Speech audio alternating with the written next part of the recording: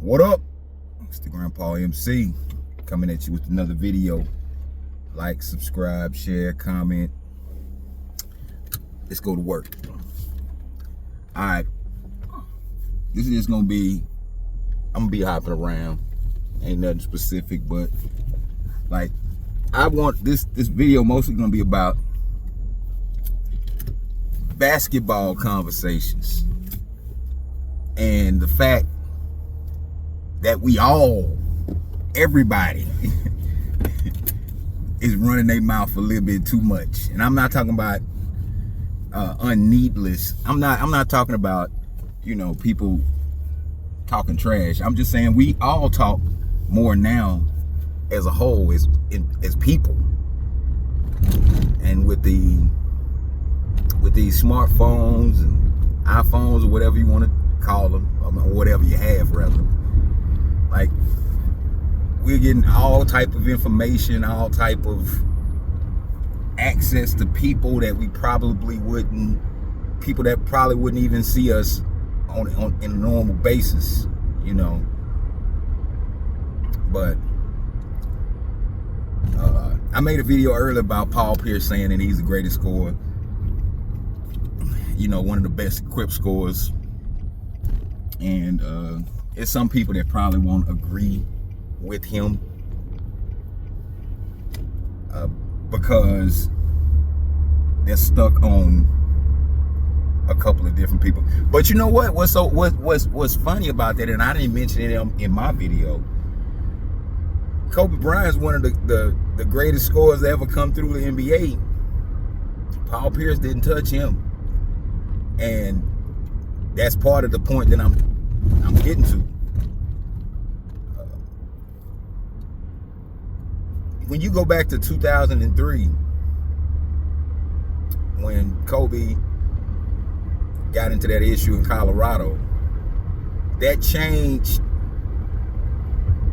the course of Kobe's career in a negative and a positive way.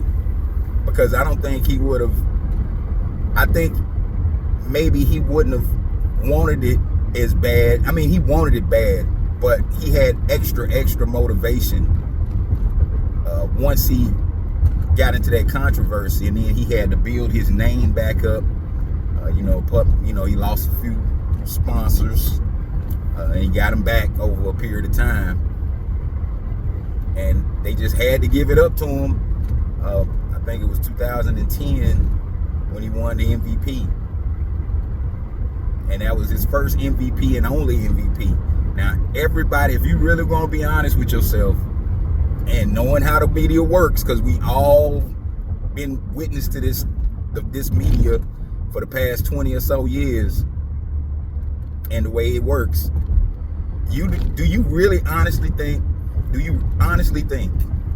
that if Kobe wouldn't have had that controversy, he would have had more MVPs? He would have had more MVPs if he wouldn't have got caught up in Colorado. That's just a fact.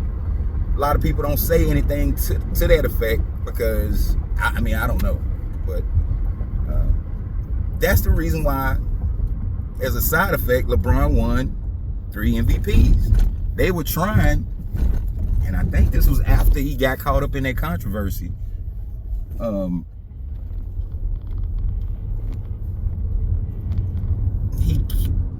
LeBron won those 3 MVPs. I think it was 2008, 7, one of them. But that was a side effect of Kobe getting caught up. They had to put somebody in, and I don't think they, exactly wanted to put LeBron right at the top when he first came in. I'm not sure. Who knows now? But I think if Kobe wouldn't have been caught up, he would have had at least 2 to 3 MVPs, 3 to 4, maybe. I know 2 more. He would have had at least 2 more. Because from 2005 till about 2012 or 11, Kobe was one of the more dominant players in the league. That's the honest truth. I mean, it's not me being a Kobe, admiring Kobe from a basketball perspective. Michael Jordan,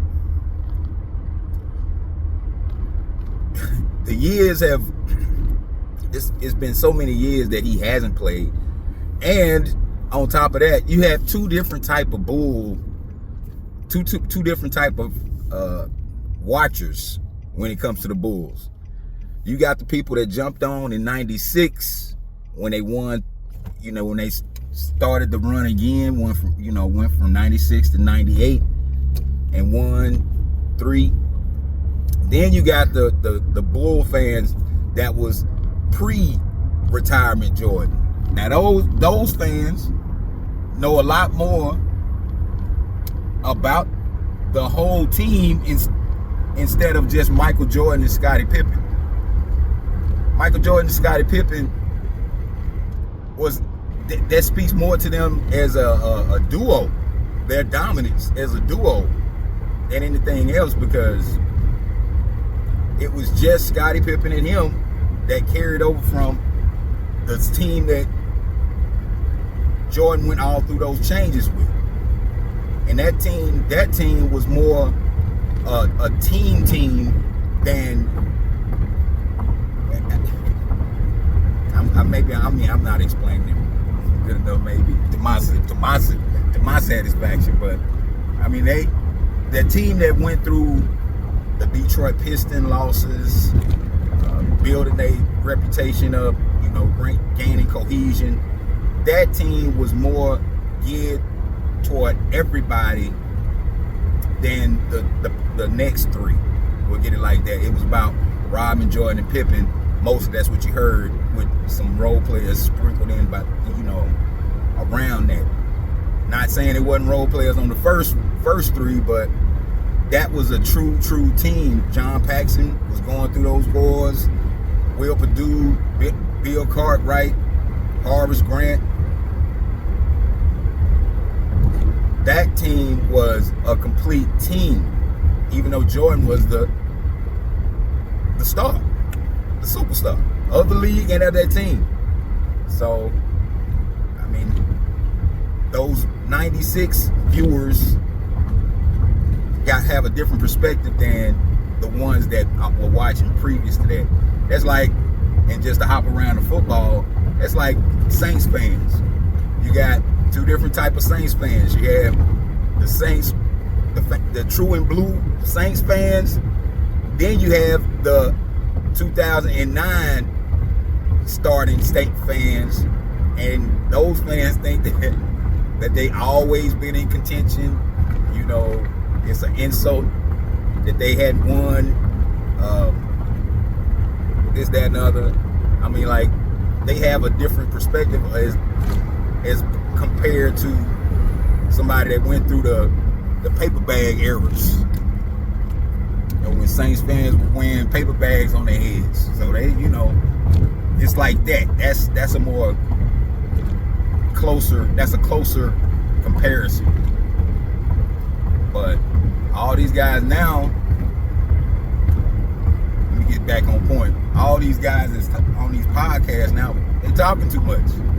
And not saying they should or shouldn't. I'm not touching that. Everybody's, they grown men. But it wasn't like that a few years ago. Like, a guy would,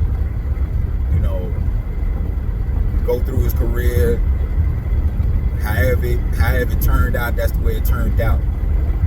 But now you're getting so many guys that's talking. Like, I seen one where they were talking to Mike Bibby about John Stockton. And he was talking about how John Stockton was whooping him. And that was what prepared him to go through the playoffs when he was with Sacramento. And that's on the good side. On the bad side, you got guys like Gilbert Arenas, who was talking about how he was whooping Gary Payton. And like, he don't want to include, he was whooping on the nearby washed Gary Payton. Gary Payton, by the time Gilbert Arenas got to prominence, Gary Payton was pretty much done. But he wants to claim that he was whooping Gary Payton, one of the greatest on-ball guards of all time. He really wants to claim that he whooped him at his weakest point. And it's not even like when they talk about Jordan beating Detroit when they were old. Nah, Detroit wasn't old. Detroit was battle worn. I mean, they weren't old, but they had been through some wars with the Celtics. They had been through previous to the Pistons. One of their main rivals was Philadelphia. They had some wars with Philadelphia. So when you go through that many people that many times, it's gonna be a sense of fatigue that set in. That's what really separates the great champions from just the flash in the pan champions. Because to be totally honest, the second three-peat for the Bulls, that was a struggle for them if you had watched them before. Jordan had some age on him. After that first, that 96 season when he came back, after coming back in the late part of the season in 95, when he came back, he was on point, but it was some age on him. The next two, that Utah, the first time they played Utah, it wasn't as much of a struggle as it was on that last go round with Utah. That was a struggle, serious. They was on fumes. Jordan and them was on fumes. You go back and look at it. But yeah, man, you know, things are kind of slim with the news on the NBA front. I'm finna start going to the NFL side in a minute.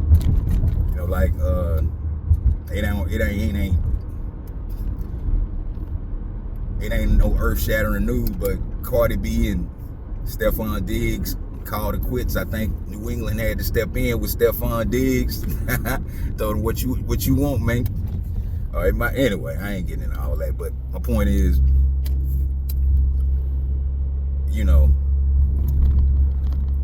it's gonna be time to switch up in a minute. So it's not gonna be as many basketball conversations unless LeBron get traded, something like that. But I am gonna make a video about the recent moves that's made, because John Collins went to the Clippers. That they trying to they always reforming around Kawhi. These last couple of years they've been reforming. They like, okay, this ain't gonna work. We're gonna try another one. So they got rid of a couple. They got rid of Bow-Legged Lou, man. Dang, Bow-Legged Lou gonna play in Miami. I want to see how that's gonna go. Norman Powell, he's a scorer, but you can't put all of it on him. We'll see how that plays out. Well, I'm at the place of employment now. Grandpa out.